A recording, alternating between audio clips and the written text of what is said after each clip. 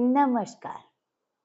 एक गरीब लकड़हारा जंगल से लकड़ियां काट कर लाता, शहर के बाजार में बेचता और बस इतना ही कमा पाता जिससे वह थोड़ी बहुत अपने खाने की व्यवस्था कर सके। एक बार उसके गांव में एक महापुरुष पधारे। मौका पाते ही वह उनके पास पहुंचा और उसने अपनी पूरी समस्या बताई। महापुरुष बोले, तुम्हारी किस्मत में केवल 5 बोरी अनाज ही है, जो ईश्वर थोड़ा थोड़ा करके तुम्हें प्रतिदिन देते हैं, जिससे कि तुम्हें जीवन भर भोजन मिल सके। वह लकड़हारा बोला, आप भगवान से कहिए, आप भगवान से कहिए कि वो एक ही दिन में मुझे सारे जीवन का अनाज दे दे, 5 बोरियां दे दे,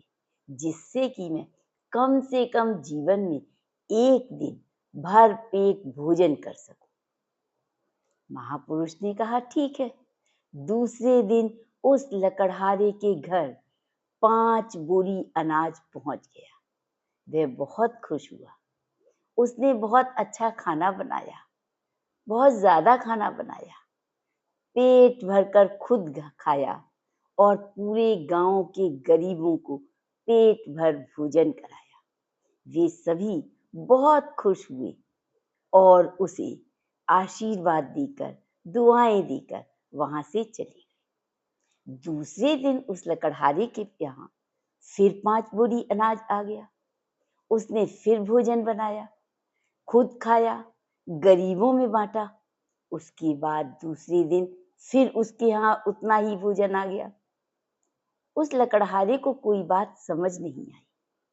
वह फिर उन महापुरुष के पास पहुंचा और उनसे बोला कि महाराज, ये तो प्रतिदिन मेरे पास 5 बोरी अनाज आता जा रहा है।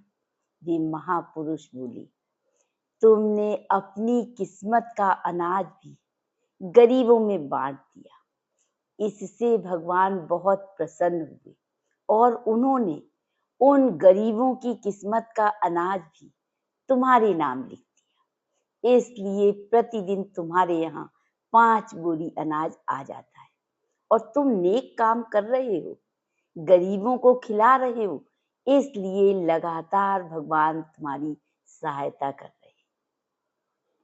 वे उस लकड़हारे ने महापुरुष का धन्यवाद किया और उनसे आशीर्वाद लेकर वहां से चला गया। दोस्तों, हमें भी केवल अपने लिए ही नहीं, दूसरों के लिए भी सोचना चाहिए। ईश्वर का शुक्राना करना चाहिए कि वे तो हमारे लिए हमेशा सोचते ही हैं।